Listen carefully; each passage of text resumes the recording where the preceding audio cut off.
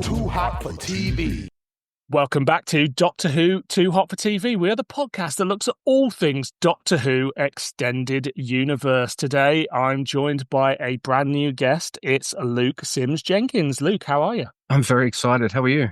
Excellent. I am very excited to have you here and to talk about some things that I've not talked about before, or an area of Doctor Who I've not talked about much before on this podcast. But before we do, I need to know, how did you become a Doctor Who fan? My dad gave me a copy of The Web of Fear from work, so by Terrence Dicks, and I quickly found out from there, or he probably just told me, that it was a TV show as well. And the video store that we went to had a selection of VHSs. So I think the first TV story I saw, I hired a bunch, but it was The Ark in Space. Right. And then there was a whole mishmash of stories. So your first experience was a book? Yeah. And I guess Doctor Who books have been a huge part of my Doctor Who fandom ever since. I do the book club with Joe. We've done over 20 books now. So, yes. So for me, the books were just as big a part of Doctor Who as the TV show was, especially the New Adventures and the BBC books and things like that, especially the EDAs from about the middle to the end, from the burning, the cover where he's on fire and onwards. So, yeah. Was that your Doctor Who of the 90s? Yeah, a lot of it. Mostly another reason was because the books cost about $10 Australian and the VHSs cost $29.95. And I could always swing my parents to buy me a couple books for $20. There you go. I've got 2 books now. Yeah. Over a VHS tape, which is $30. Yeah.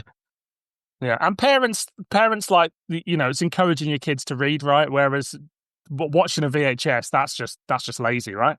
I'm wasting my life watching Doctor Who. So I'm wasting my life reading it instead. Yeah. Do you know, when I was a kid, I got told off by my teacher because we had like a book report to do of all different genres, and for every genre I picked a Doctor Who book because if that's the format, right? That's the format. And she was like, no, you can't do that. You can't do that. I was like, I can. I bloody will. But also, like, the fact that half the kids in my class didn't want to read a book, and I was firing through them. So I do think it's a bit slightly short. Yeah, exactly. I was a reading machine. So you mentioned the EDAs and stuff, those books. What is your relationship and history with spin-off media? Presumably it started with the books. Yeah. So my primary school would give us a catalogue to all the students, and it would have books you could buy in it. And for some reason, one of those books was, this is like for kids, right? They're usually kids' books. And one of those books was Cat's Cradle Times Crucible by Mark Platt. It's impenetrable to a primary school kid, and it's I'm almost 43. It's still kind of impenetrable to me. So that was my first like non-targety, Doctor Who book, proper original Doctor Who book. And when you're young, you don't care that it's hard or you don't understand it. You just care that it exists and that there are more of them and you can get them and read them. So they didn't offer those in those little book catalogs anymore, but over the years I would see them in bookstores and things like that. So my parents didn't know what was in these books, but I would have, and I did have like a stack of heaps of New Adventures and Missing Adventures, and they had no idea that it's references to sex and violence and gore and, and all these things in these books. And I wasn't going to tell them that. I was just really thrilled to read all this stuff. I was like, holy cow. I didn't understand a lot of the TV references, though. It wasn't until like Original Sin where, it's 30 years old. So spoiler alert, the baddie is Bias Vaughn, everybody. What? That was the first time I think I'd read a Doctor Who original novel. I was like, I get these references. I understand them. I know because I had the invasion. I'd fast forward Nick Courtney. I was like, I don't care what this old guy says, and go straight to the. I didn't know Tomb of the Cybermen was missing when for years. So when I watched the VHS, I was like, who's this boring old guy talking about it? Fast forward, fast forward. So no way. It's wasn't quite old enough to be the target audience when they started, and so I'm reading all these references and stuff that I don't understand from the show. But there's also like books like Transit and things like that have prostitutes and sperm references. All the things that the kids love. The children's show that the adults adore, right? You'd sometimes see these books at bookstores in the kids section. Even today, when I go to an op shop or something, I have, not all the time, but every once in a while, I will see a Doctor Who book. That's a new adventure or an EDA or something like that in the kids section because they still just don't know. Yeah, they don't. And they never will. They'll never learn. So is it mainly books, or you're an audio fan as well? Yeah, no, I've slowed down in terms of the audios, and that's mostly because they made the prices the exact same as the UK. So it used to be £20 for a box set for you guys, about $20 for us in Australia. And then about 3 or 4 years ago, they changed that. So now it's almost $40 a box set. Right. So I went from trying a little bit of everything to now I get the Davos and the Jodies now. And if I've got a birthday or Christmas coming up, I'm like, hey, Big Finish voucher, or these are the ones I want. So, but no, so from maybe around the start till that happened, I've heard a lot of Doctor Who. Yeah, I love it. I don't know if it's as good now as it was because I'm only checking out a couple ranges now. Yeah. But the ones I do get, I tend to feel like, yeah, I got my money's worth. It's not so bad. But yeah, I've heard more than I've watched probably because there is just so much. Yeah. I think I'm having my own personal Big Finish renaissance at the moment with the newer stuff and the later era stuff. I'm finding less is more. So the less sort of new Big Finish I consume, like rather than trying to, get as much of it as possible and just sort of taking like one release and enjoying it over time, I'm having a much more enjoyable time sort of experiencing new Big Finish that way. Yeah, price really gets me over my FOMO, So I cherry pick. Yeah. I'm always going to get the Davisons and the Jodies. That's just going to happen. But when I can, I will cherry pick something from other ranges. And like you, I'll try to enjoy it as much as I possibly can because I just want to appreciate it. Yeah. A Big Finish sale always helps as well. Oh, definitely. There's one on right now. I picked up a couple of monthly ranges I didn't have like on my phone for downloads, so through the app. So yep. Oh, no, nice. they definitely work. So why don't you tell everybody the 3 things you've chosen to talk about today? All right. I just wanted on record first, Mr. Dillon, that I did suggest something that I thought clanged, and you swiftly did not choose that. But what was the thing you suggested that you thought clanged? It was a 6th Doctor and Mel audio, I think, that has Syl in it, and it's terrible. So, oh yes, yeah. Well, we can always come back and do that another day. But no, instead, I was surprised because I didn't think this was a range that you like that much, but I thought I'll put it in there, and you never know. So we're going to talk about the Oliver Harper trilogy from the Companion Chronicles range. Excellent. I thought that perhaps this was the first time we'd done the Companions Chronicles, but I did do Perry and the Pisgon Paradox many moons ago. But you're right, it's not a range we dip into a lot. And I think I've said this before on the podcast, but I'll get it out of the way now.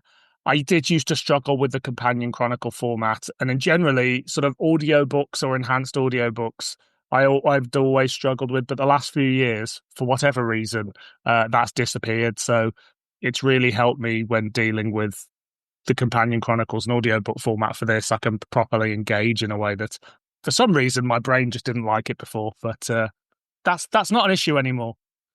I'm great. I'm glad the switch flipped inside your brain then. These things happen.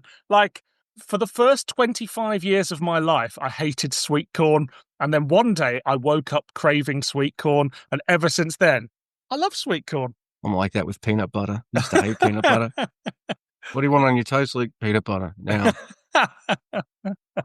Too hot for TV. The Companion Chronicles, The Perpetual Bond, was written by Simon Guerrier. It was directed by Lisa Bowerman. It was produced by David Richardson. It was released in February of 2011 and was recorded on the 27th of May 2010 at the Moat Studios. News at the time, there was a special Doctor Who sequence at the National Television Awards. A further cast for Matt Smith's second season was revealed, including Hugh Bonneville. There was the announcement that new characters would be introduced into the Torchwood team in Miracle Day, and the ill-fated magazine Doctor Who Insider would launch later that year. Have you ever read Doctor Who Insider? No, never read it. It's a really odd thing that the BBC, because it sort of structures its deals with these little sort of cottage industries like Doctor Who magazine, like Big Finish, that they ended up at one point with 3 licensed magazines. You've got Doctor Who Insider, DWM, and Doctor Who Adventures all running concurrently, and and Torchwood magazine at one point as well. And you've got to think, who's got time for all of those magazines? Competing against themselves as well. Yeah, it's weird. But Doctor Who Insider seems the most ridiculous one out of all. Like Doctor Who Adventures, I get it's for kids, but Doctor Who Insider is just DWM. And the 20,000 people or whatever that buy DWM are going to buy DWM. I guess Insider, they must have been hoping that a new generation of fan would take to it or something like that. Yeah, because that's what the young kids want, isn't it? Magazines. It's true. They were big fans. Other releases at the time, from Big Finish, we had The Feast of Axos featuring the 6th Doctor, Evelyn, and Thomas Brewster. We had Lucy Miller featuring the 8th Doctor and Lucy, and Short Trips Volume 2. From BBC Audio, we had the audiobook of Doctor and the War Games. We had The Jade Pyramid featuring the 11th Doctor and Amy, and the Lost TV Episodes Collection 2. From BBC Children's Books, we had Heart of Stone, Death Riders, System Wipe, The Good, the Bad, and the Alien, all featuring the 11th Doctor and Amy. And on DVD, we had The Ark and A Christmas Carol. And finally, the Doctor Who Experience opened in London, and the comic strip was Screams of Death featuring the 11th Doctor and Amy. Any of those releases stick out to you? Yeah, The Feast of Axos. I remember that one. That was great. I like Thomas Brewster in the 5th Doctor audios, so I definitely got that trilogy with Evelyn and Brewster. Yeah. Was that the point where the main Brewster stuff had been resolved, but then they brought him back again? Yeah, I think so. I think it got resolved in Time Reef, or was it The Boy That Time Forgot or something? It's been a while since I listened to those. Yeah. I'll have an excuse to listen to them at some point, but I haven't re-listened to those ones in a while. Haunting of Thomas Brewster is great. Yeah, I remember loving all the Thomas Brewster ones, and they, as you say, they are ones I must revisit someday. Too hot for TV.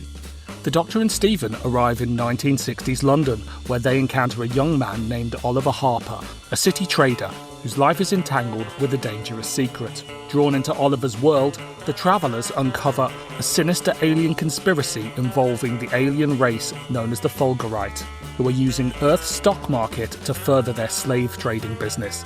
As the Doctor and his companions work to stop the aliens, Oliver becomes swept up in their adventures, ultimately choosing to join the Doctor and Stephen aboard the TARDIS. Too hot for TV. So, before we jump into the story at large, is the Hartnell era an era you visit regularly or not? Yeah, I love it. I've got the soundtracks on my phone. Well, for both eras, Hartnell and Troughton.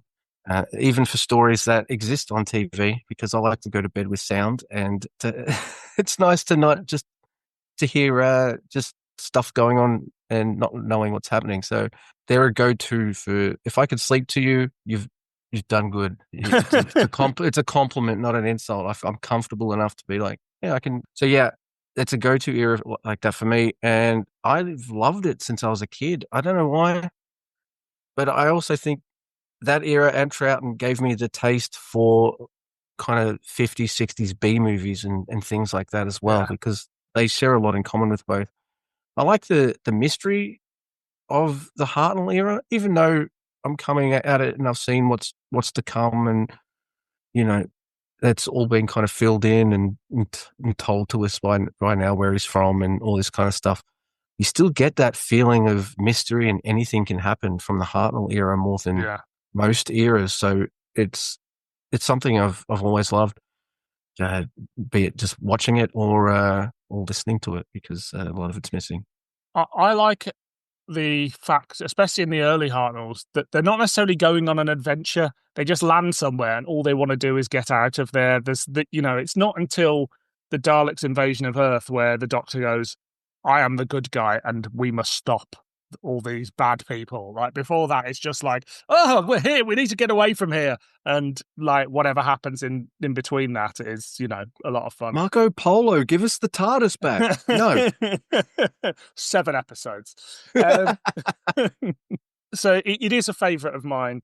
And I think you're right. It really opens. There's something about any sort of sci-fi from the 60s that looks a bit hokey and is in black and white. I'm immediately there for, because of a misspent youth watching the Daleks on VHS or whatever it was. It's just like, there's something very comforting about sort of shoddily made, by modern standards, they were doing the best they could at the time, old black and white sci-fi that suddenly I'm just, you put on a 1950s B movie for 90 minutes and I will quite happily sit there and just get lost in it.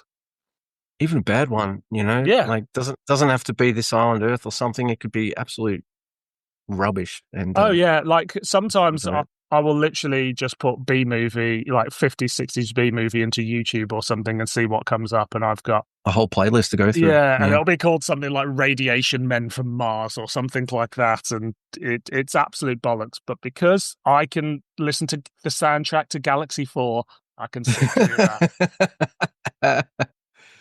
Galaxy 4 trained us well, yeah.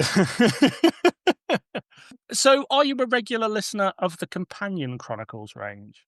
I used to cherry pick based on era, because I'm not a huge Pertwee guy, though I have all the Liz Shaws, and I did get ones like the Scorchies and things like that because I like the concept, and if the story's good, it doesn't matter what era it's in. But I used to just I've got them all now. I think I've heard almost all of them. You know what it is. You got a backlog, and you think you've heard them, and you haven't. But I used to cherry pick, and I used to get all the Hartnell ones, mostly because I wanted to see if they could recapture some of that 60s vibe and that kind of mystery of that era of Doctor Who. And sometimes they didn't, but a lot of the times they did. And I'm also a huge fan of Stephen Taylor. Ian's great. He's fine. Yeah. I like Stephen more. I gravitated big time to all the ones because I got used to his voice narrating with the soundtracks, because the first soundtrack I heard was the Daleks Master Plan and stuff like that, and he does all the narration for it. So I was used to his voice, I was used to him reading and just saying things to me, like in a very clear but kind of concise way. So I've heard his Companion Chronicles / early adventures, I think more than most of the others, I think. Yeah. Yeah. The Hartnell ones are definitely ones that I've listened to the most of the Companion Chronicles and Early Adventure one, because, again, there's just this affection for the Hartnell era. And as you say, I think Peter Purves is really good. I also think people underestimate Stephen. Love Ian and Barbara, the less said about Susan, the better. But Yeah. there is that point where John Wiles is thinking of trying to get rid of William Hartnell, and they're wondering what the future of the show is. And I do think that Stephen is a lead that could have carried a show like Doctor Who for a little. Like, it wouldn't have lasted 60 years, but if they'd gone, no, we're going to get rid of the character of the Doctor and carry on with Stephen and Vicky, for instance, I think you could have got a couple of years with him as the lead, sort of piloting the TARDIS around, and it would be some forgotten 60s TV show, but I don't think you could have got that with Ian and Barbara. No, and he's a pilot as well, so you could have contrived some way of, I don't know how to do everything the ship does, but I know which one makes it dematerialize, and I can press that. And we still don't know where we're going, like old Doctor Who. Because he's a sort of, as you say, he's a space pilot. He's a Flash Gordon sort of figure in many ways. He's the alpha male that comes in. And if it was Star Trek, he'd have a different woman every episode, But the BBC didn't do things like that in children's television back then. And so you were talking about how they capture, whether they capture or don't capture the tone of the era. And I think this is something that is quite purposely hit and miss depending on the author in the early Companion Chronicles. But this particular story is set in the 60s. Does it capture 60s England as we sort of know it from film and television? And does it capture the era of Doctor Who? I think it does. I mean, it preempts the War Machines by being like the first time they go back to modern times, as it were. It's weird. It's 1963, I think they go back to. They even land in the old junkyard. And they think they might go see Ian and Barbara because they're friends.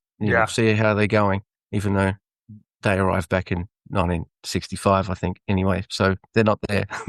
So that's a tiny nitpick. That's all right. That's all right. But they don't know that, do they? No, they don't. I think it did. There's the music has this really kind of bombastic vibe to it that really put me there in the 60s. I think the characterization of Stephen and the Doctor really shines. So it wasn't hard for me to kind of close my eyes and just picture this in black and white, the way it would have been shown. Yeah. It's impossible to see it in colour. It's not quite the 60s studio-bound Doctor Who that we know. As you said, you mentioned the War Machines, which is an obvious reference point. And I always think it's a slight missed opportunity that we didn't get a bit more 60s Doctor Who visiting 60s London. But then obviously for the first sort of year and a half, they're trying desperately not to get them back to that point.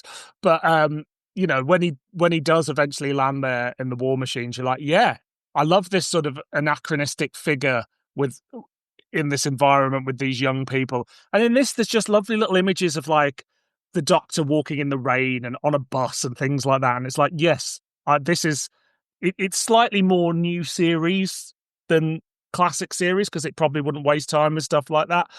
But it's really nice imagery and it feels very 60s.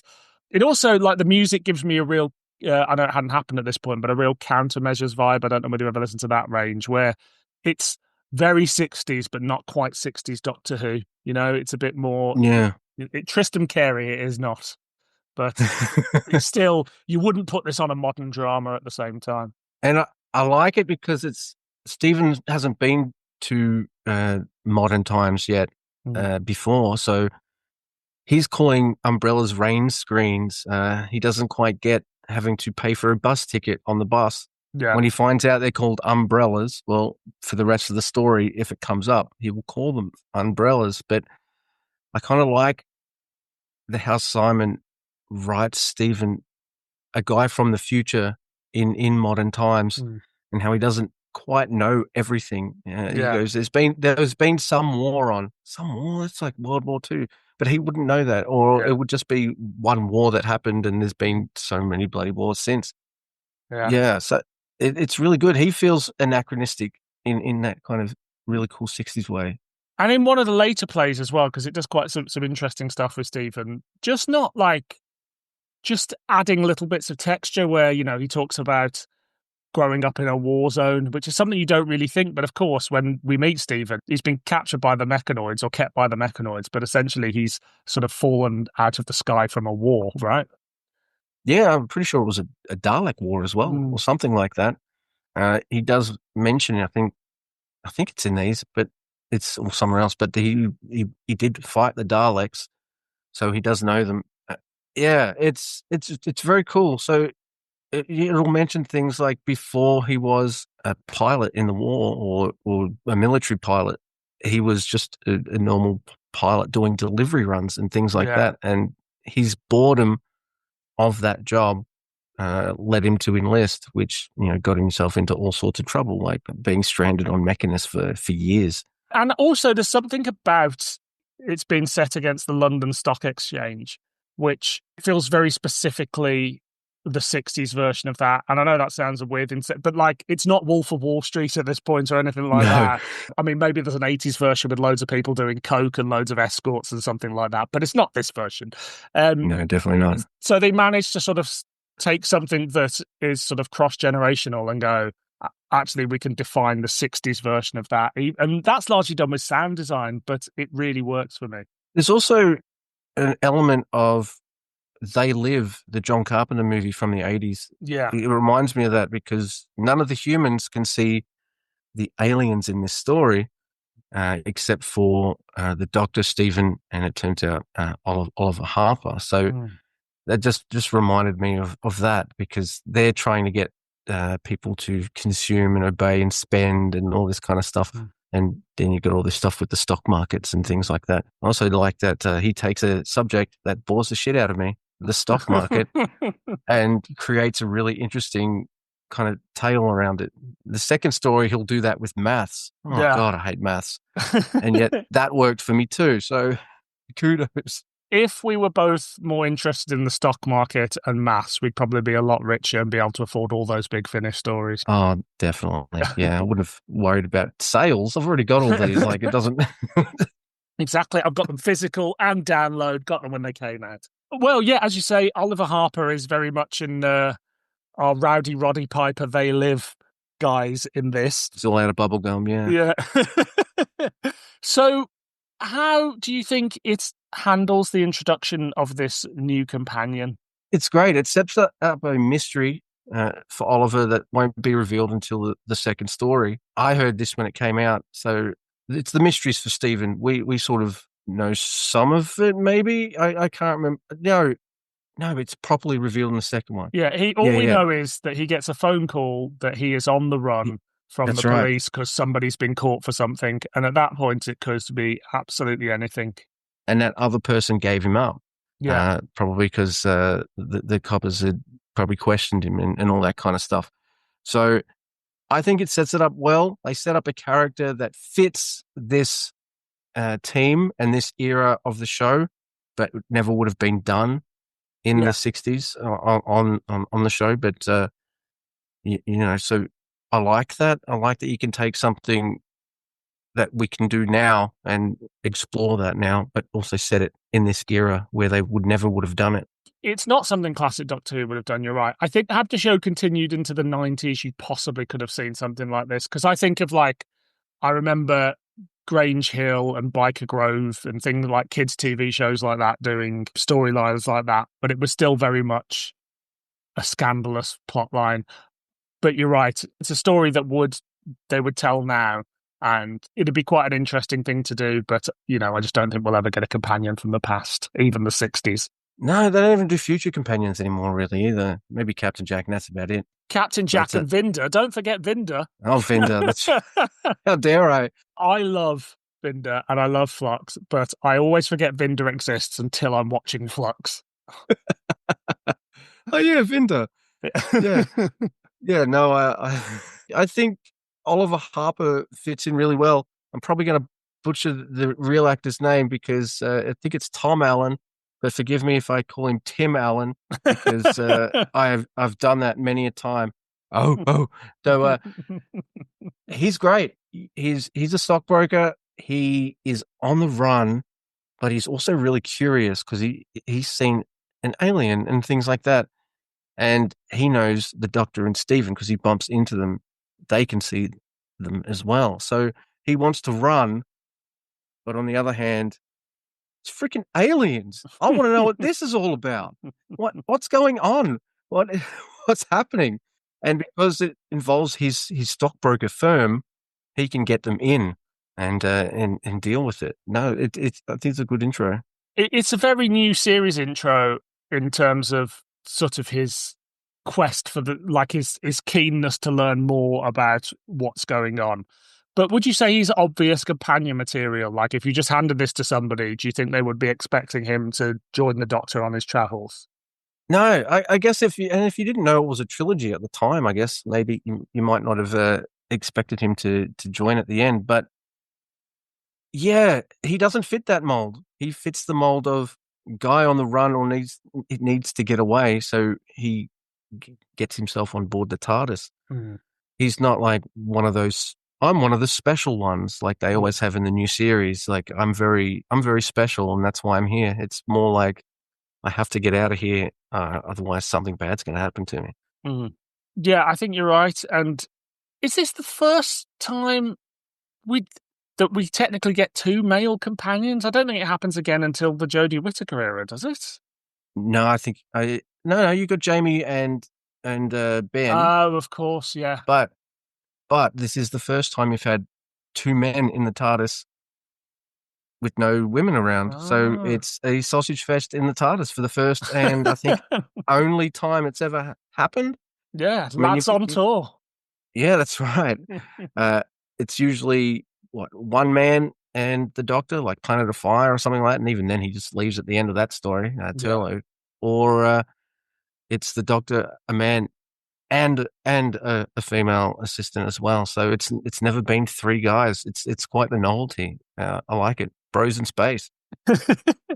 So all of these are written by Simon Guerrier. What do you think of his opening script for this trilogy? It's a subject matter in terms of like the plot with aliens using galactic law and stuff with the stock market and stuff to buy slaves and ship them off to places unknown. And who doesn't love a story where at the end, all the people who wanted this to continue get zapped up into space and sold into slavery? Evil stock market people getting their comeuppance. Who doesn't love that? Well, exactly. There should be more of that. For me, it feels a little bit like it's not a story you would necessarily tell in the 60s, even though it feels quite apt. And I think he does a good job of sort of making this individual story work, but setting up the threads with Oliver to go on and making this feel part of a bigger story. So it all feels slightly bigger than you would get in a 1960s version of the story, but very sort of authentically so. And I think he just weaves together this lovely little 60-minute, 30-minute episodes story that I'm like, oh yeah, what a brilliant extra chunk of the first Doctor era. All three of them, there is narration. It does take up a lot of the time, but I find Peter Purves' narration really easy to listen to as well. Yeah. And I don't mean this in a bad way, but it strikes me more in the second story where he's breaking down having to do 6 type of mathematics numbers at once. It's got a very kind of simple visual style, if that makes sense. So I could picture everything that's happening, but it's not too much detail that my eyes glaze over. I'm like, wait, what? It's like, yeah, I can see everything that's happening. All right, there's chaos in the stock market because they could see aliens. They're doing the Beatles song, and it has to be the start of All You Need Is Love because it's public domain music, Yeah. Makes total sense. Yeah, so it works. I mean, they never would have done a story where, until Remembrance, where they land back in Todder's Lane as well. So it's that kind of it's a nice touch. You know what that place looks like because I've seen the pilot way too many times, more times than I've seen episodes 2, 3, and 4. So I know what that looks like from a visual perspective, and I've seen the war machines and like the prisoner and other things. So I kind of get an idea what the 60s look like. So it was a very easy kind of writing style. So it was easy to get into. It zipped along really fast as well. Yeah, absolutely. I think one of the complaints I often have about Big Finish is sometimes stories are 4 parts just for the sake of being 4 parts, because that's what Doctor Who was like in the 60s, 70s, and 80s. So doing it in 2 parts, it's sort of got that modern pacing, but an authentic 60s feel. And so this story doesn't need to be more than 60 minutes and doesn't outstay its welcome. There's no time for me to get bored in episode 3, you know, like it's just 60 solid minutes of 60s Doctor Who, which is brilliant. What do you think of the villains? The Fulgurite? Is that Fulgurites? Fulgurites, that's it. How do they weave them into the story? Do you think they work? I think they work. The name doesn't roll off the tongue, and they've got an alien name that a historical in the new series would have. You ask me what the aliens are in Punjab. I can't remember. Ask me what they are in Vincent and the Doctor. I don't know. No. What I'm interested in is this historical setting. And I have my notes in front of me. I don't think I wrote Fulgurites once, but I like the visuals of them. They kind of apparently look like mushrooms, or the color of mushrooms. So I'm thinking of Toad from Mario or something like that in a 60s bowler hat and things like that. And it gives me that kind of They Live vibe as well. So no one can see them as aliens and stuff. And they're evil, but they're not like, because, you know, they're buying slaves essentially. But they're kind of fun evil in the way they're presented rather than really mean, cruel kind of evil. There's a fun factor to this story. There's a tone to it. It's sort of the parallel of the stock market as well, isn't it? In terms of this trading, buying and selling and things like that, that the stock market is playing with commodities that ultimately have negative effects on people's lives. And on a sort of macro scale, that's what these aliens are doing as well. So I quite like the parallels there. And as you say, they're a very one-off monster. Nobody needs them to come back. They work well in the confines of the story, but I don't come away from it going, oh, I need to hear more of them. I hope they do. I hope they get a box set. You know, I'm just happy for them to exist in this one story.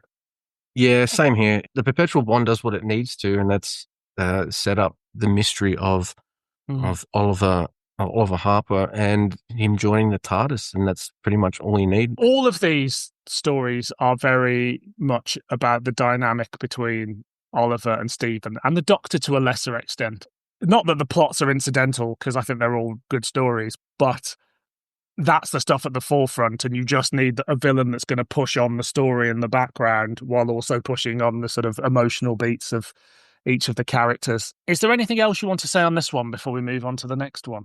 It's something that'll contrast with the next one, that here Stephen is the man out of time, and he doesn't know a lot of the lingo or how to act and behave in certain situations, and it's Oliver that has to be like, all right, here's how you do it, here's how you dress. Yeah, he gets a makeover. Puts the hat on him and stuff. He does, and all that kind of stuff. And it sets up his suspicions. So the Doctor doesn't seem to mind, and you find out why later. But Stephen knows there's something up with this guy, and he doesn't trust. He likes him, but he doesn't fully trust him yet either. Yeah, absolutely. And I think from this story, you get the sense that whatever he's running away from, even like he's not going to be a villain, you know? He's like, he could be someone that's run someone over or accidentally manslaughter, something like that. I don't think I walk away from this going, Oliver Harper's going to turn out to be the master or something like that. Or that he's got like 20 people in the basement under the floorboards or something. Yeah. Too hot for TV. So, The next instalment in this is the Companion Chronicles, The Cold Equations, written once again by Simon Guerrier, directed once again by Lisa Bowerman, and produced by David Richardson. It was released on the 2nd of June 2011 and recorded on the 13th of September 2010 at the Moat Studios. News at the time, they revealed the episode titles for Torchwood Miracle Day. Matt Smith was the first Doctor to be nominated for a BAFTA. There was also going to be some radio play tie-ins for Miracle Day. The final episode of the Sarah Jane Adventures was announced to be shown in October. Mary Shelley was to become an 8th Doctor companion. Matt Smith would return for a 3rd series. The Reign of Terror would be animated, and the 6th Doctor would get a new companion in the form of Flip. I really liked Flip as a companion, but I remember thinking at the time, oh, another companion for the 6th Doctor. This is getting a bit silly. Little did I know. No, just wait. Constance is around the corner. Hebe's coming. Like, yeah, he's getting more companions. I've lost track. All right, so Flip's coming. Matt Smith's doing a 3rd season. All right, I'm sure that'll be absolutely amazing. I am going to embarrass myself here and say I've never watched the Sarah Jane Adventures, and I've been meaning to. I've not seen it all. I watched the whole of the first season when it was broadcast, and I remember going, okay, because I was like, well, it's Doctor Who, it's new Doctor Who, and we don't know how long new Doctor Who's going to last, so must consume it all. I remember I got about 2 episodes into the 2nd series and just thought, at the time I was like 25 or something. I was like, I don't need to watch this. I am not the target audience. And then after that, I think I only tuned in for the episode with Matt Smith in and the episode with the Brigadier. And I might have seen a couple of others. When they launched the Whoniverse, I put on an episode of the Sarah Jane Adventures because I suddenly realised, I was like, oh my God, all this Doctor Who. And then I was like, I have seen all of this Doctor Who. And I wanted to watch something I hadn't seen. So I was just like, I'm going to put on a random episode of the Sarah Jane Adventures. I don't think I'll ever watch it all. It's just, I am not the target audience for that show. No. It's lovely to have, but it's just not for me. I also haven't seen Torchwood after Cyberwoman. That's the last episode I watched. I was hoping for something with a season 7 vibe. Instead, I got Cyberwoman, and I've never seen another episode of Torchwood. So there you go.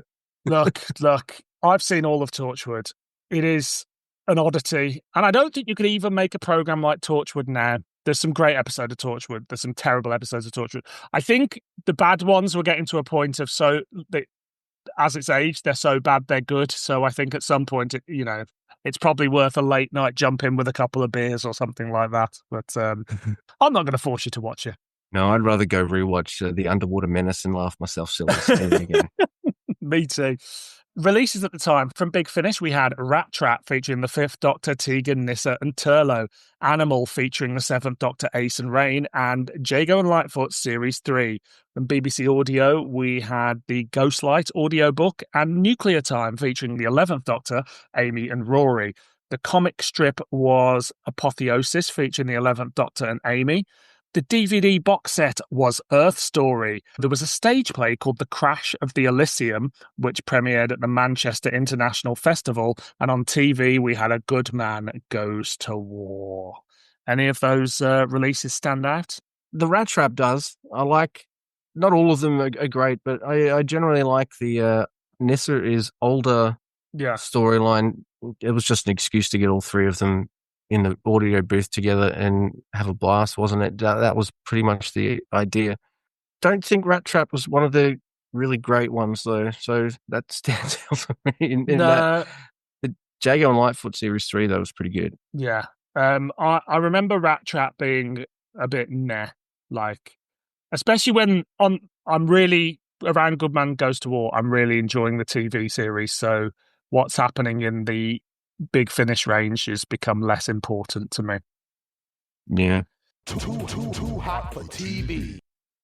The Doctor, Stephen and Oliver arrive at a desolate, debris-filled space station orbiting Earth. While exploring, the station is struck by orbiting debris. separating the Doctor from Stephen and Oliver and leaving the two companions stranded as they struggle to survive amidst the wreckage, dwindling air, and the threat of further destruction. Tensions rise and Stephen reflects on his past traumas. Oliver reveals a long-held secret, deepening their bond and forcing them to confront the harsh, inescapable realities of physics and fate while struggling to stay alive. Too hot for TV. So, how does the character of Oliver progress over this story? It's a contrast with the first one, because the first one is in the past, so they do it really well. So in the first story, Perpetual Bond, Stephen's the man out of time. In the Cold Equations, they're both kind of out of time because it's their far future. And then in the third story, it's Stephen's time. But this is Oliver's first trip in the TARDIS. He's in the future, the really, really, really, really, really far future. And he is excited. In fact, he says it's something like out of Dan Dare, to which we could say that Stephen is kind of Dan Dare-ish. Yeah. We mentioned it earlier. But there's a cold open where Stephen and Oliver, they're in mortal peril. Oh no, they're going to die. So Stephen's like, hey, what's that secret of yours? What? I'm not stupid. What is it? Cue to the Doctor Who theme tune. Something else they never would have done. I don't think they did it until the Five Doctors, actually. Yeah. Cold open. So it's good. You get to see his excitement at being in the future and kind of working things out. It's obvious that he has seen some form of science fiction. So whilst he doesn't understand the ins and outs of how all the technology and things works, he can get the gist in his mind, because he's seen, he's read some Dan Dare or assumedly some other sci-fi and things. So you kind of see some of it through. It's all narrated by Peter Purves, but you do get the impression of seeing things through his eyes, or Stephen seeing things through his eyes, and just how happy he is to not only have gotten away from whatever he's running away from, but also to be in the future. Oh my God, it's incredible. Yeah. Did you know his secret, by the way? Did you know what it was beforehand? Yes, I did. So I should have said this earlier. I did listen to these, not exactly when they came out, but my brother said to me, you should listen to this trilogy. He did say you should listen to this trilogy because he's got a companion with a secret, and the secret is he's gay. And also he also said, which I'd forgotten this time around, but the enemy in the third one is the Vardans, and it's handled really well. You really like it. But it was because I didn't like the Companion Chronicles. He had to sell it to me as like, these are the points of it you're like. And that doesn't spoil any of the reveals, because actually knowing it, you're like, oh, am I picking up a sense of this beforehand? So let's talk about the big reveal, which is that Oliver is running away because he is gay and he is in trouble with the law for being gay. How do you think that's handled? I thought it was handled. I mean, I'm a middle-aged straight white man. I'm coming at this from my perspective, but I thought it was great. I thought it was really well done.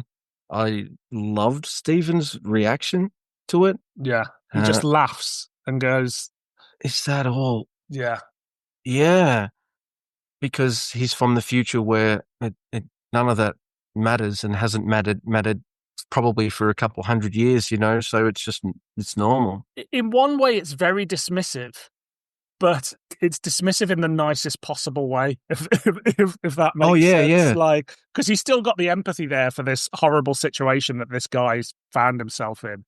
But it's quite a heteronormative reaction to it, but it really positively, that's the only way I can describe it. Yeah, Stephen is big, butch, straight man, isn't he? Yeah. And he does do that reaction, but it's not like someone from our era or even from them going, oh, is that all?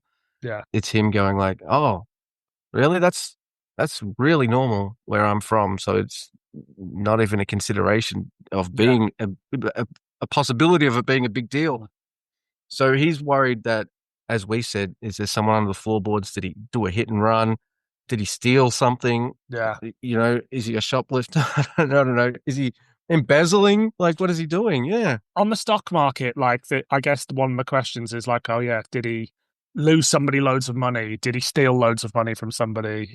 all those questions. But I think it's handled really well. And, the doctor's response of just like, I think your society has some learning to do or whatever. But what struck me most is when this came out, it was met with universal praise. I don't think anybody went, whoa, that's handled badly. And now you could release these exact same audios and there'd be so many accusations of, the woke agenda or what have you, or the LGBTQI agenda thrown at it.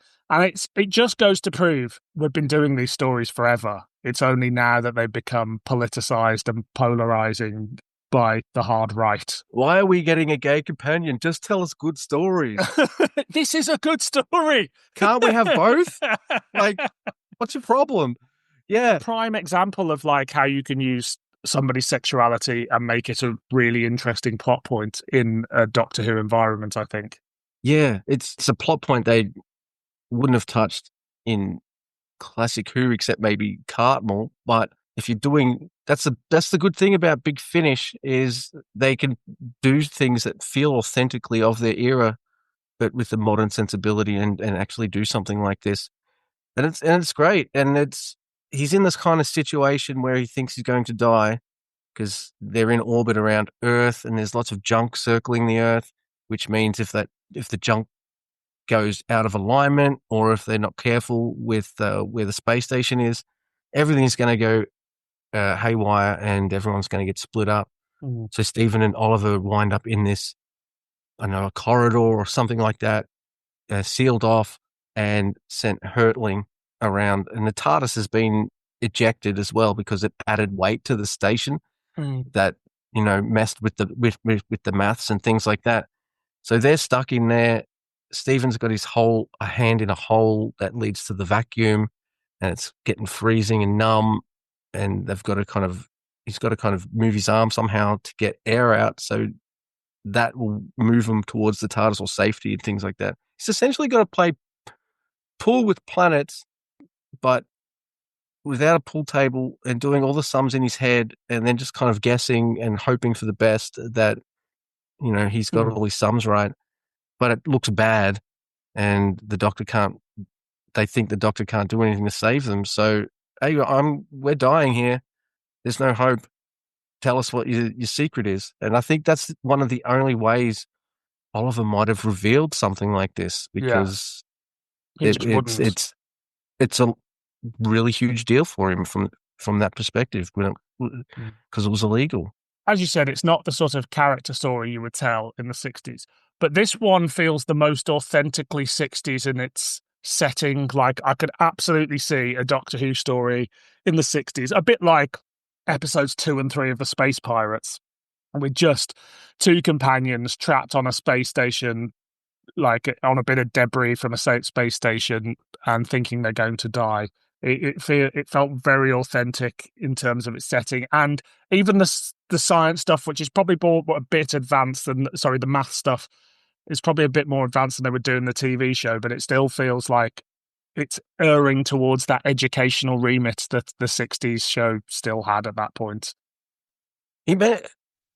Simon Guerrier and the narration by Peter Purves when he's talking about how second nature this kind of mathematics is in the future, especially if you're in his field, but also how complex it is. As I said, like it's a simple style. Like he doesn't overcomplicate it. It's like explain this stuff to a layman. The good thing is Oliver Harper in this instance is the layman. Yeah. And he could explain it to Oliver and I guess and the listener as well, just how all this stuff works. And my eyes didn't glaze over and I wasn't bored. In fact, it made me go, wow, that's really impressive that you can do all of that just with your brain. See, I don't even know how people can like hand out the correct change without looking at the till to tell them how much change is like to give them. Oh, shit. I'd never be a croupier. I'm giving the wrong chips out, so I can't work that out that fast. How do you feel about Simon Guerrier moving the trilogy along in this one? Does it still feel like a cohesive part of a story? Does it work by itself as well? So there are classic stories in this era where, I mean, we take it for granted now because the previous episode doesn't exist, so you can't watch it. Yeah. But then you watch episode 1 and Space Museum. They're still in their crusade gear, right? And it's a big deal because suddenly they're back in their normal modern clothing, and you don't think too much about it because what are you going to do? You can't watch it. You can listen to it if you want now, and I guess you can watch half of it now. But a lot of Hartnells were like that, where they go into each other. Yeah. So in that spirit, you've pretty much got that. But in terms of audios, I wouldn't just buy the Cold Equations. I would strongly recommend you buy the Perpetual Bond first. Yeah. And so we've got, I mean, throughout this, it's obviously the two actors, Peter Purves and Tom Allen, doing all these stories. But this is the one where it's the two of them together for the majority of it. Does it feel like throughout these plays that it's just two actors, or do the worlds feel more expansive? There's maybe one female voice later on when someone tries to sabotage the ship, which leads them into the trouble. Pretty sure it's probably Lisa Bowerman. She's definitely in the Vardan story. She's one of the Vardans in episode 3. And then you've got like a voice effect over the aliens in this who are looking over the scrap. Once again, they're not evil as well. They're kind of the same form of evil as the guys from the first story, even though they're different race, because they did unleash this kind of virus on Earth, on putting all the children to sleep and stuff, so they can, I don't know, put them out of their misery or something. It's weird, like when that reveals, like, why'd you do that? They can't really do much harm to you anyway. And because you've got Peter Purves doing a really fun and lovable Hartnell impression, it feels like there's the three of them there. I feel like they're on the space station and there's aliens and people around them at all times, because it contrasts well when they're both by themselves on that piece of debris. When they're isolated, like, all right, it's just them two, and you feel like it's just them two. But when they're back on like the space station and things, it feels like they're surrounded by all kinds of alien creatures and scrap and things happening. So yeah, I think it does a pretty good job considering there's 3 voices maybe in the whole thing. Yeah. No, agreed. And I love Peter Purves' first Doctor. I think it might be my favourite of the Big Finish first Doctors. I think he's great. And also the fact that he's one of the few actors that still, at this point, sounds like he did in the 60s for me, like when he's playing Stephen. He could have just stepped out of a recording booth in the 1960s, and that, his Doctor impression is just top tier for me. What about you? There's someone who didn't smoke in the 60s, isn't it? So he's, because when he has to be kind of gruff, Stephen, like, stay back or something like that, I'm like, that's not old man Peter Purves. That's Stephen doing that. Yeah, you're right. He's still got it. I don't know if I haven't heard the last box set he did, but if he's still got that kind of knack for it. But he does in all these Companion Chronicles, yeah. I think over the last few years, I mean, he's in his 80s. His voice has started to age a bit, but he certainly, throughout the 2010s, sounded just like he did in the 60s, which is brilliant. I have to say, for this one, for me, the story is probably the least exciting, but again, it's the two-hander and the character piece between Stephen and Oliver that really sells it and sort of propels it above just sort of a bog standard 60 minutes of Doctor Who. But I also like the integration of Oliver into the TARDIS team, not just his sort of coming out thing, but Oliver helps broker the peace at the end with the Doctor, so he's like an active part of the team. He's not just somebody from the 60s going, oh my God, like he wants to be involved. He wants to use his understanding of the situation to sort of help out. And you're like, that's exactly the sort of qualities you look for in a companion, not just somebody that's going to be overwhelmed and a bit useless. Yeah, being someone who worked as a stockbroker, he's good at doing deals and things like that. So he manages to do exactly that, make a deal with these aliens to help with the planet, as well as like all this, or give them certain scrap rights and things like that too, so they can continue doing what they're doing. And I think the other major plot point that they drop in this, it's very middle trilogy kind of thing, is that they get scanned, all 3 of them, and it turns out they're wanted for things that they've done on a planetoid called Grace Alone, which is is the third story. So they drop that. I think the importance of the story in the first one is introduce Oliver. And the importance of the second story is bring Stephen and Oliver together as mates and put them in a situation where everything's out in the open and they can all get along. Yeah. I think that's probably the most important part, rather than all the little details that's around it. Absolutely. And there's a real sense that this is all heading somewhere. You know, it's building up. I mean, I don't know whether we knew it was a trilogy going in or whether this was going to go on and on and on and on and on. But there is a real sense that there's a direction to it and that something's going to happen. Obviously, we know that Oliver doesn't carry on full time. That's to upset this balance, whether it's in the next story or in 6 stories' time or whatever. I also think, you know, this is straight after Dalek's master plan. And in Oliver, Stephen finds somebody he can sort of get close to again while mourning the death of Sarah Kingdom, which is mentioned a bit, especially in the first play. I think it's a real nice sort of temporary pseudo companion to help Stephen with his grief a little bit, even though ultimately it ends with more grief.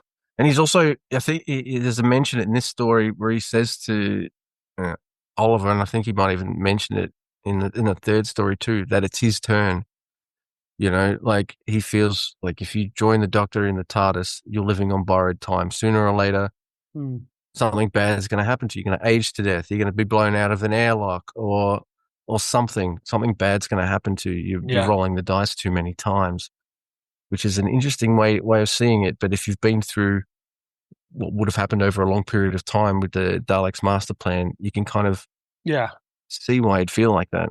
You've seen a lot of people die. Even like obviously Vicky doesn't die, but she leaves in the middle of a bloodbath, you know? So Yes. you can absolutely see why he thinks the Doctor is surrounded by... And it's the sort of thing the new series picks up on, but it's right there from the start that life with the Doctor is a dangerous one and has serious implications. Is there anything else you want to say on this one? No, I think we got it. Excellent. Too hot for TV. So, the final story in this trilogy is The First Wave, which is once again written by Simon Guerrier, directed by Lisa Bowerman, produced by David Richardson, recorded on the 26th of May 2011 at the Moat Studios, and released on the 8th of November 2011. News at the time: Matt Smith and Stephen Moffat were to attend an official Doctor Who convention. Bernard Cribbins was awarded an OBE, and the Sontarans, Rutans, and Guy Fawkes would be in a new Doctor Who computer game. That official convention they did like a soft test for the 50th when they did their big event. They did an event in Cardiff. And I was supposed to go to that, but I was very ill on the day, unfortunately, which my brother went, and you got to go on a tour of the actual TARDIS set, so I missed out, and will forever be sad about that. Big regrets. Indeed. Other releases at the time from BBC Audio, we had Serpent's Crest, Aladdin Time, featuring the Fourth Doctor and Mrs. Wibsey. We had the Sarah Jane Audios, Children of Steel, and Judgment Day. From Big Finish, we had The Witch and the Well, featuring the Eighth Doctor and Mary Shelley. Hexagora, The Lost Story, featuring the Fifth Doctor, Tegan and Nyssa. And The Big Finish Companion Volume 1, which was a book all about the Big Finish stories. On DVD and Blu-ray, we had Torchwood Miracle Day, along with a box set featuring all 4 series of Torchwood and the complete 6 series. And the comic strip was The Child of Time, featuring the 11th Doctor and Amy. Any exciting releases there? Hexagora, I quite like. It's got Jacqueline Pearce in it, so that's always a bonus. Yeah, and that Mary Shelley trilogy is really good. So I have 2 thoughts there. Number 1, the Lost Stories featuring the Fifth Doctor are the best of the Lost Stories range by a country mile. Like, they are... I'm sure we'll get to this on your podcast, but when I listen to a lot of the Sixth Doctor ones, I'm like, I can absolutely see why this wasn't made. When I listen to the Fifth Doctor ones, I'm like, you didn't make this, but you made Time Flight. It's like, what were you thinking? The Witch in the Well is... no, actually, The Witch in the Well I listened all the way through, but The Army of Death is the first Big Finish I ever turned off and didn't listen to all the way through. Oh, wow. I can't remember it. I don't remember hating it, but I really liked The Silver Turk. So The Silver Turk is one that I really liked when it came out, and I revisited a few years ago, and I was less enamored with it. But certainly, first time round, I thought it was great. But anything with a 10th Planet style Cyberman in, I'm just there for. I love a Mondasian Cyberman, as Peter Capaldi said to a bunch of viewers who went, "What's a Mondasian Cyberman?" Never explained. No, if you know, you know.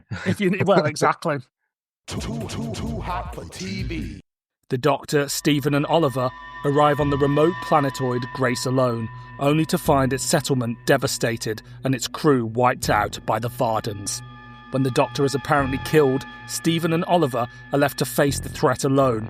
In the struggle, Oliver ultimately sacrifices himself in a heroic act to save Stephen and thwart the Vardens' plan, bringing his journey with the Doctor to a tragic but noble end. Too hot for TV. Where do we find the character of Oliver in this one?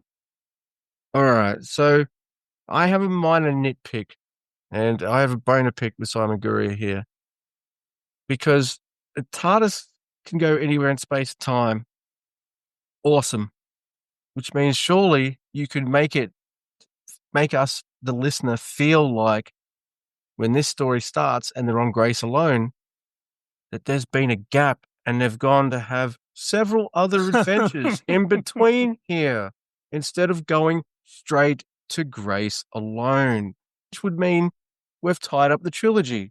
But also, what other adventures did he go on? Let's do those. See, because I wanted more. I wanted more of these two companions together traveling with the first Doctor, and it doesn't end well for Oliver here.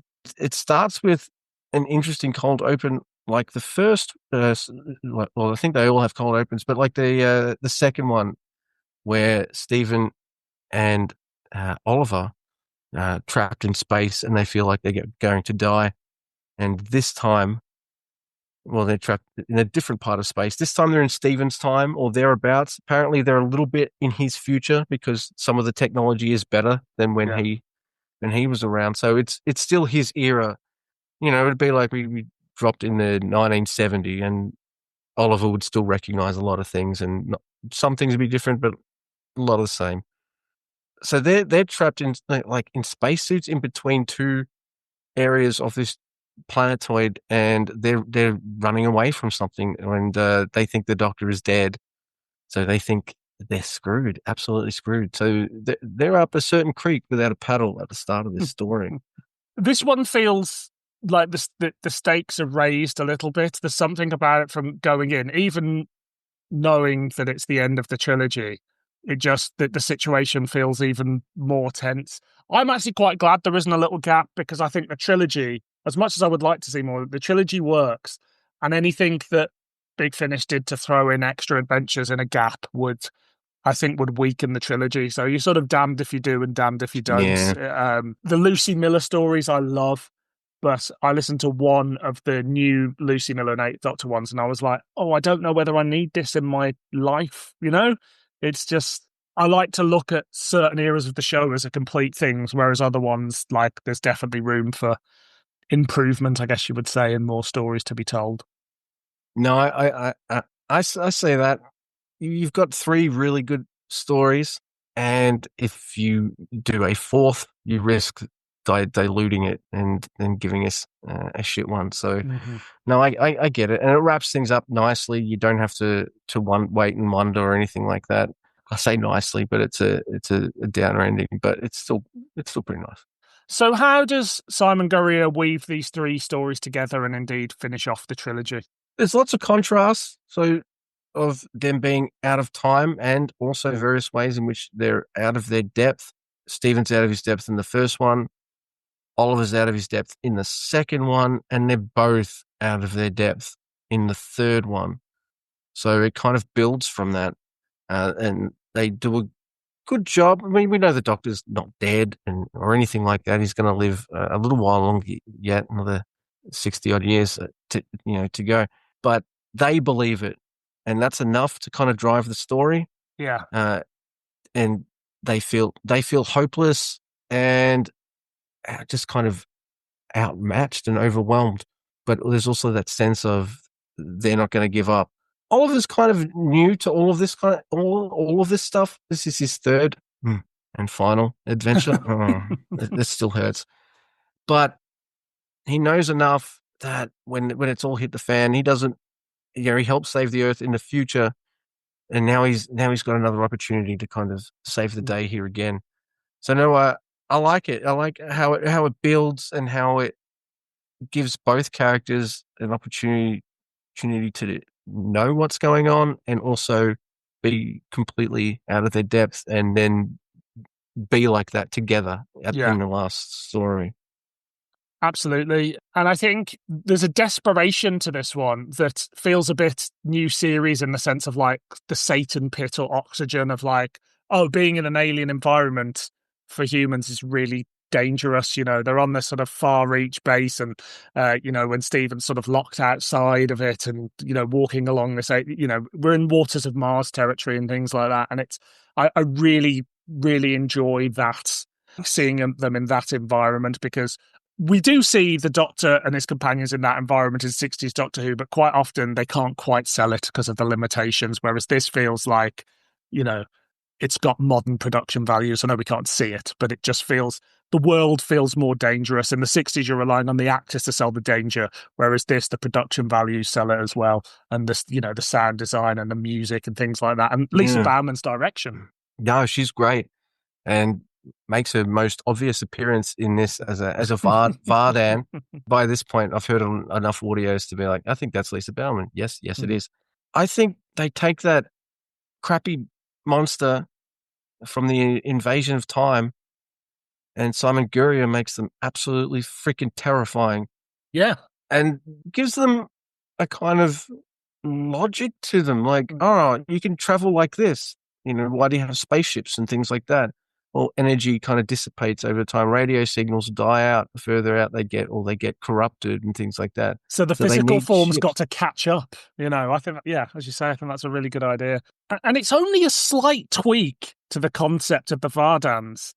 And you're suddenly like, this is a really cool, menacing alien threat, as you say, in a way that, like, they just completely failed to do in the Invasion of Time. But I'd forgotten the Vardans were in it. So I did have a bit of a punch the air moment when it was revealed that it was them. And this is, again, we're very used to mocking Big Finish for bringing back silly enemies and doing stupid things. But this is them taken seriously and doing something interesting with an old enemy. And I think it works really well.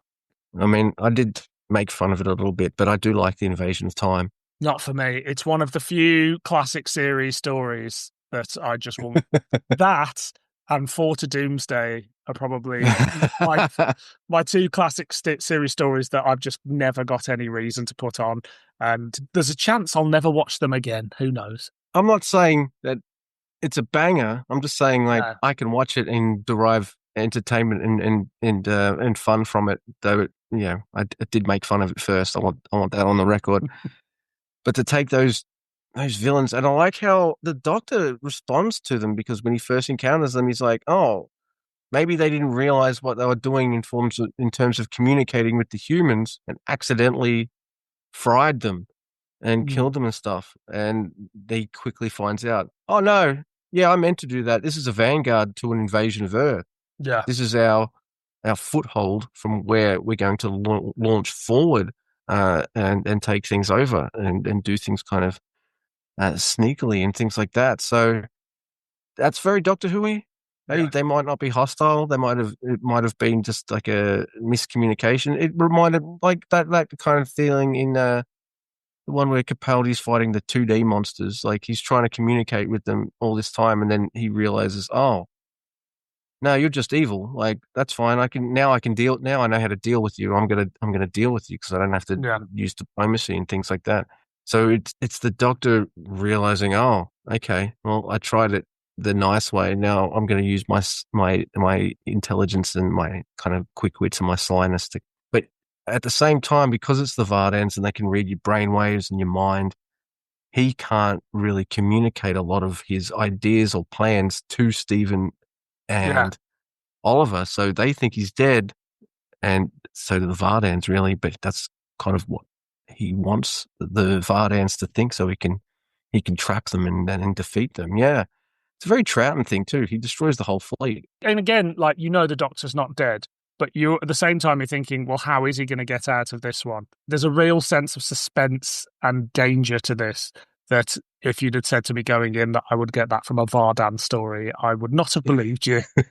They also get the knowledge of Gallifrey and Time Lords and the concepts of time travel technology and things like that from this story, from reading the Doctor's mind. They don't know where Gallifrey is or anything like that, but now they're aware of it. Earth's small fry. Yeah, we should be aiming over here, over this way. Would you say it's a fitting end to the trilogy and the character of Oliver Harper? Yeah, it's emotional. It's very season 3, meaning it's a complete downer, but it also has a bit of an emotional punch to it as well. So, and there's also a bit of sweet feeling by the end of it, because due to whatever happens in the story, he gets zapped by the Vardans because one of the humans is selling them out and selling out Earth because he wants to be a Vardan, because then it'd be pure energy and he'd be immortal. And something happens, and that's what happens to Oliver. But not to the same extent as that other guy, because so he's going to kind of fade away and dissipate. Yeah. And travel on the TARDIS like his Sutek. And it feels a bit like Astrid Perth in Voyage of the Damned, but as we say at the end, like, he's got a few extra moments of life as energy, but it's not the happy ending. Ultimately, he is dead. But he does get this lovely moment at the end where he can sort of see, he sees everything, and he can see the Vardans making their plans to get the Doctor. And then Stephen sees his ghost. And it's just such a evocative ending and lovely, and like, it gave me goose pimples, It's like, what a brilliant end to a brilliant tragic end to a trilogy of this, of this character, Oliver Harper. And First Doctor's really busy in the last moments of his life. He's getting visited by Peter Capaldi. Oliver Harper's waving at him and saying, "Hey, it's all right. I'm fine." All this kind of stuff. And then poor Stephen's going to go straight into the massacre after this. Oh, my God. I'm surprised that the Companion Chronicles and stories about Stephen afterwards isn't just him really depressed in therapy. Yeah. And then, worse than the massacre, he has to travel with Dodo. So, hey, you leave Dodo alone. No, she's fine. By the way, Oliver, his reaction and excitement in being on that space station, which has trees and birds and stuff, kind of reminded me of Dodo in the Ark, and her either disbelief of being in the future, but her excitement at being, was it Whipsnade or something like that? Yeah. So, yeah, no, I quite like the Ark and some of the stories she's in. Yeah, it's a downer ending. It's very season 3 in that respect. So it fits the era. I want more though. Like, maybe that's a good thing. He's done 3 audios. The story's over. It's told. It's over, and it's over and done with, and things like that. But Simon Guerrier, Peter Purves, and Tom Allen, they left me wanting more of these. Like, I can kind of wishing every time I listen to the first wave, I want him to live. Yeah, but I want more of this. As I said, you're damned if you do, you're damned if you don't. Yeah. And I think it's a great trilogy. And yeah, I would be worried about diluting it were there to be any more. But if anybody can find somewhere to sneak in a quick story, it's Big Finish. So never say never. Definitely. And you've got that thing of just at the end of the Cold Equations, the Doctor already knows that Oliver is gay. He's like, yeah, I already knew that. I already checked that out. I don't care. But he didn't say anything to Stephen about it because it wasn't his thing to tell. Yeah. It was Oliver's thing to tell. So I really like that. Hartnell probably wouldn't have appreciated a character like that. Maybe, I don't know. He's old-fashioned man back in those days and probably had ideas we wouldn't agree with. But the first Doctor, I can believe, would be like that. Yeah, absolutely. Do you think Big Finish should be telling stories like this that you wouldn't get in the 60s? And also perhaps the actors playing the roles wouldn't have anticipated that the show would ever go there. I like it. If it fits the vibe of the era, which these three stories do, but it also mines things from in a real perspective of that era as well. Like it was against the law to be gay and to be in a relationship with another man. That's a thing that happened in the 60s. And all right, you can't do it on a family show, and it would probably be a bit of an uproar and all that, right or wrong, whatever. Wrong, yeah, because it would have been a really cool thing to happen. But I think it's great that you can mine this stuff now, but set it back then. It kind of, it's like when I discover an album from the 90s that I never got into when I was a teenager, but it just kind of completes that picture of the 90s in my head and becomes part of it, even if it wasn't part of it at the time.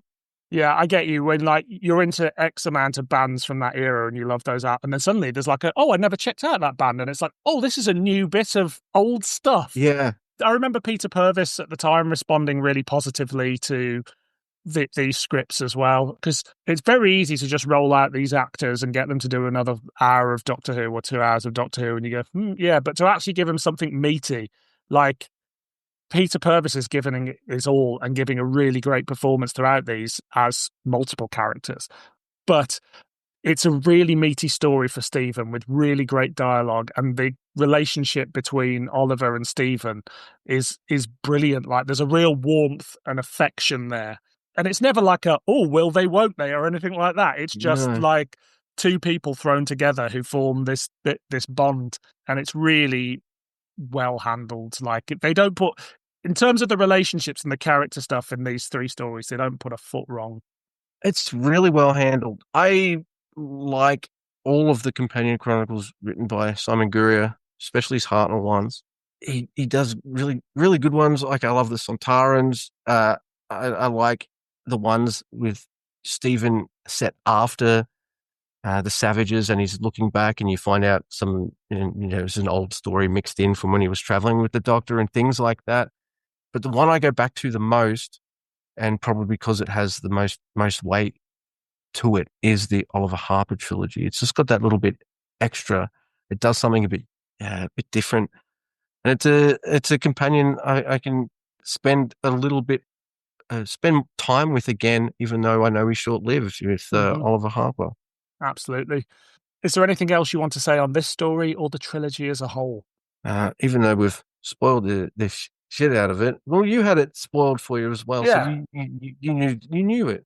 But even if you do know the secret of why Oliver's running away, and now the ending of how it all goes down, I'd still recommend listening to it. You've got a kick out of it, even though you knew. Yeah. The Vardans aren't a joke. They are freaking terrifying. In the third story, they're all different-ish enough to be separate stories, but it works better as a trilogy. I wouldn't go straight to the first wave, or the Cold Equations. I would say Perpetual Bond first, and just do them in order, and they all zip through. They really do. And you talk about being spoiled, but I think what happens too much in modern media is that the reveals and the twists are the most exciting things about a story. And then once you revisit it, it loses impact because the actual stories that there aren't quite as good. But here, even if you know the twists, they're still great scripts and great stories and great performances. So, okay, you're never going to get that first wow moment again, but you'll still have a great time listening to all three of them. Yeah, absolutely. It holds together. And they make subjects that are boring for me really pop and interesting. So it's even better. Excellent. So this trilogy as a whole, is it a clanger, a banger, or an average meander? I'm going to surprise you. No, I'm not going to surprise you. It is a banger. All three, yeah. It's a banger for me too. I was really pleased to revisit it and remember what happened, or go in not remembering what happened apart from the twists and discovering I still enjoyed the stories. And just three brilliant extra 60s Doctor Who, fantastic choice. Like a lost album from the era that you haven't heard before, and there it is. Boom. Exactly. Too hot for TV. So you mentioned you're a fan of the Companion Chronicles and the Simon Guerrier ones. If people have enjoyed this trilogy, what other ones would you suggest? There's a trilogy with both Gene Marsh and Peter Purves set during the Daleks' master plan, and that does interesting things with Sarah Kingdom that you won't expect if you've never heard them before. I don't know if your brother spoiled those for you as well. Oh no, he did, and he told me to listen to them, and I did, and they were brilliant. And that is something that I will come back to on this podcast one day. But there's also a trilogy. 2 came out in the later era of the Companion Chronicles, and the third one is in a box set with other Hartnell era Companion Chronicles. I can't remember what that box set is called, but they're all stories about Stephen, as I said earlier, being the king of the savages, as it were, and then one of his daughters asking him about things, and he just tells a story, obviously one we've never heard before, about his time traveling with the Doctor, and I think they're usually with Dodo as well. One might be with Vicky, but yeah, so those are really good. And then just finally, the Sontarans. The hook is it's the Doctor's first encounter with the Sontarans, and it is set between episodes 7 and 8 of the Daleks Master Plan. So, oh wow, there you go. I've not heard that one. I must jump into that and cramming a story in, and they've crammed a lot in the Daleks Master Plan. But I suppose it's not like that Tom Baker story where they cram it into episode 2 of Tomb of the Cybermen or something. Yeah. Daleks Master Plan happens over months and months and months. So if there's one story you can throw extra bits in, that's the one, I think. I think so. There's enough time. They don't milk it too much, and because of the format, they zip along like these 3 do, in and out, so they don't overstay their welcome. Kind of like in the Daleks Master Plan, we're in Egypt. Oh, now we're over here. Oh, now we're over here. Yeah. So it's kind of got that feel, and yeah, I won't spoil it, but yeah, the Sontarans is a great time, even though that one is a 4-parter. I also really like the Dream Marsh trilogy. I definitely recommend. I really like Domain of the Void, which I think is an early adventure rather than a Companion Chronicle, but it's a similar sort of format with a few extra. I'm always there for more Void, and a bit like in the first wave with the Vardans, it sort of makes the Void a bit more menacing, and like you can really feel why they're a palpable threat, which is always great. I haven't heard that one, so I think I actually have it on my phone. Yeah, well worth a listen. It's not groundbreaking, but it just like you genuinely feel like that they are like, oh shit, you're in trouble if the Void show up. Well, thank you so much for joining me today. It's been an absolute pleasure going through these 3 First Doctor Companion Chronicles. If people want to find you, where can they find you on the internet? I also have a Doctor Who podcast, like every Doctor Who fan in their 40s. You have a guest on one, or you have one, or both. It's called the Marin Chess Club. It's all 5th Doctor era all the time, which is why it's been such a good thing that I can stretch my legs a bit and talk about another era I love. By the time this comes out, I'll have over 20 episodes released now. So, wow, that's insane to me. But yeah, Marin Chess Club or and Blue Sky. I'm on X, but that's just so people can, more people use that. So I'll just pimp my show there. Yeah. But on X, Grumpy2EB is where you find me, Electric Boogaloo. So yeah. Amazing. Well, yeah, as I said, thank you so much for joining me. But until next time, I've been Dylan. And I've been Luke. And this has been Doctor Who Too Hot for TV.